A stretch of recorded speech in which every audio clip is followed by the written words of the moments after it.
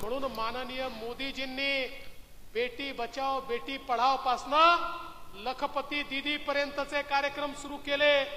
या महाराष्ट्रामध्ये परवाच जळगावला 11 लाख लखपती दीदींचा सत्कार आम्ही केला, ज्या आपल्यासारख्याच सामान्य गृहिणी होत्या, पण आज कोणी वर्षाला 2 लाख, कोणी 4 लाख, कोणी 8 लाख कमवतायत मोदीजींच्या लखपती दीदी योजनेच्या अंतर्गत। आणि आम्ही त्या दिवशी निर्धार केला, महाराष्ट्रामध्ये किमान 1 कोटी बहिणींना येत्या काळामध्ये लखपती दीदी बनवायचं, म्हणजे 1 कोटी महाराष्ट्रातल्या आमच्या बहिणी अशा असतील ज्या वर्षाला 1 लाखाच्या वरच पैसा त्या ठिकाणी कमावतील। त्यांना अशा संधी या माननीय मोदीजींच्या नेतृत्वात आपण उपलब्ध करून देणार आहोत। आणि जे मोदीजींनी सांगितलं तेच या महाराष्ट्रामध्ये आमचे मुख्यमंत्री शिंदेजी यांच्या नेतृत्वात आम्ही सुरू केलं। महिलांच्या सशक्तीकरणाकरता त्या ठिकाणी आपण लेक लाडकी सारखी योजना आणली। खरी मुलगी जन्माला आली तर मुलीच्या जन्माचं स्वागत झालं पाहिजे। जन्माला आली की 5,000, पहिल्या वर्गात गेली की 5,000, चौथ्या वर्गात गेली की 7,000, 7व्या वर्गात गेली की 7,000, असं करत करत मुलगी 18 वर्षाची होईल तेव्हा तिला 1 लाख रुपये सरकारच्या वतीनं देण्याचा निर्णय आपण केला। आज लेक लाडकी सारखी योजना या महाराष्ट्रामध्ये आपण सुरू केली। त्यासोबत एसटी मध्ये आमच्या महिलांना मोफत प्रवास आपण सुरू केला। भगिनींनो, जेव्हा एसटीचा मोफत प्रवास सुरू केला, एसटीचे लोक मुख्यमंत्र्यांकडे आणि आमच्याकडे आले, म्हणाले आमची एसटी तोट्यात जाईल। पण आम्ही सांगितलं नाही, हे तर करावंच लागेल। काही दिवसांनी तेच लोक आले, म्हणाले इतकी चांगली योजना तुम्ही आणली, इतक्या महिला प्रवास करतायत, आमची एसटी फायद्यामध्ये आली। तोट्यातली एसटी फायद्यामध्ये आणण्याचं काम तुम्ही या ठिकाणी केलं।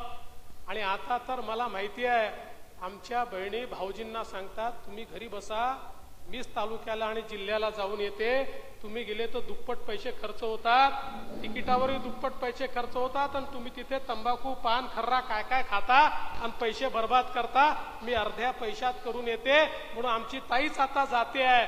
अशा प्रकारे आमच्या तायांना सक्षम करण्याचं काम हे या ठिकाणी आपल्या सरकारने केलं।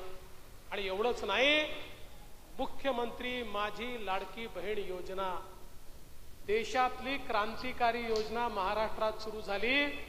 आमच्या लाडक्या बहिणींच्या खात्यामध्ये पैसे जाणं सुरू झालं।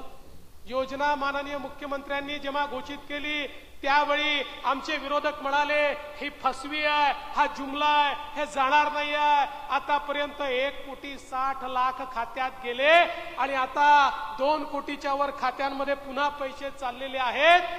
सगळ्या लाडक्या बहिणींच्या खात्यामध्ये पैसे जाणार आहेत। आणि काळजी करू नका, आम्ही मार्च पर्यंतचे सगळे पैसे ठेवले आहेत। तुमच्या आशीर्वादाने मार्च मध्ये पुन्हा बजेट मांडू, त्याच्या पुढच्या मार्च 2026 पर्यंतचे पैसे ठेवू। शेवटी बजेटमध्ये 1-1 वर्षाचे पैसे ठेवता येतात, पण तजवीज अशी केली आहे काहीही झालं पुढचे 5 वर्ष ही योजना बंद होणार नाही, ही योजना सुरूच राहील। मी याकरता हे सांगतो, आता आमचे विरोधक रोज नवीन सांगतात, म्हणतात निवडणुकीनंतर बंद होणार, मग आदिवासी समाजात जाऊन सांगतात तुमचे पैसे लाडक्या बहिणींना देऊन टाकले, दलित समाजात जाऊन सांगतात तुमचे पैसे देऊन टाकले, शेतकऱ्यांमध्ये जाऊन सांगतात तुमचे पैसे देऊन टाकले। नाही, आम्ही आदिवासी समाजाचे पैसे केवळ आदिवासी समाजाकरता, दलित समाजाचे पैसे पै न पै दलित समाजाकरता, शेतकऱ्यांचे पैसे पै न पै शेतकऱ्यांकरता, हे सगळे पैसे खर्च करूनही त्याच्या व्यतिरिक्त पैसा उभा केला आणि आमच्या लाडक्या बहिणींना पैसा देतोय। आमच्या लाडक्या बहिणींना कोणाच्या दुसऱ्याच्या ताटातलं ओढून आम्ही या ठिकाणी देत नाही। आणि म्हणूनच ही योजना आम्ही चालवतच राहणार आहोत, कोणीही आम्हाला थांबवू शकत नाही।